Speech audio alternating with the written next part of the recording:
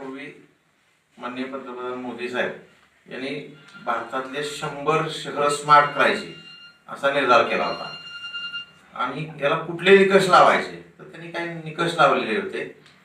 त्या निकषाच्या आधारे लोकसहभागातून ती शहरं निवडली होती. त्यावेळेला काळम पाटील साहेब कमिशनर होते, मी कलेक्टर ऑफिसला होतो. तर बऱ्याचशा शहरांनी त्यात पार्टिसिपेट केलं, काही लोकांनी केलंही नाही. परंतु त्याचं जे काय ते त्यावेळेला जी मंडळी असतील त्यांनी ते केलं आणि हळूहळू पुशअप करत ते आपलं मुंबई दिल्लीपर्यंत पोहोचलं. आणि ज्यावेळेला सगळे निकष क्रॉस व्हेरीफाय केले त्यावेळेला जी 100 शहरं केली निश्चित केली त्यामध्ये सोलापूरचं नाव आलं आणि घोषणा करताना कोल्हापूरचं नाव घोषित झालं.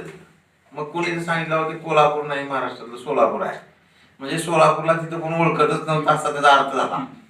मग ज्यावेळेस ते कोल्हापूरच्या ऐवजी सोलापूर असं लक्षात आलं की मग नकाशावर शोधायला चाललं की हे कुठं आहे सोलापूर. म्हणजे ठाणे, पुणे, नाशिक या शहराला शोधायची गरज नाही नॅशनल लेवलला. आता कुठल्याही राज्यात गेलो तर आपण प्रमुख शहरं माहीत असतात, पण एखादं छोटं शहर बघितलं तर आपल्या लक्षात येत नाही. तशी 100 मध्ये 7-10 शहरं तशी आहे. एकतर ही उपलब्धी चांगली मिळाली आपल्याला केंद्र सरकारच्या माध्यमातून की एवढं छोटं आणि दुर्लक्षित असलेलं शहर त्याच्यात समावेश झालं. आपल्या शहराच्या दृष्टीनं, जिल्ह्याच्या दृष्टीनं अतिशय चांगली गोष्ट आहे. मग त्यासाठी ज्यांनी मदत केली, तत्कालीन सचिव असतील, मुख्यमंत्री महोदय असतील, त्यांचे खाजगी सचिव असतील, नगरविकासचे काही सचिव मंडळी असेल किंवा आपले काही पॉलिटिकल लिडर्स असतील. आता त्यावेळेची सगळ्याची नावं मी घेत बसत नाही, पण हे सगळ्याचा एकत्रित परिपाक ज्यांनी कोणी ज्ञात अज्ञात लोकांनी व्हॉट्सअपवर, फेसबुकवर काही कॉमेंट द्यायचे होतात, त्यालाही काही मार्किंग होतं. तर लोकसभा सुद्धा तितकाच महत्वाचा होता आणि एवढ्यांनी करून जमत नव्हतं. हे सगळं करून त्या पहिल्या यादीतलं 9 नंबरचं शहर आहे. म्हणजे लॉट मध्ये शहर निघलेलं झाली.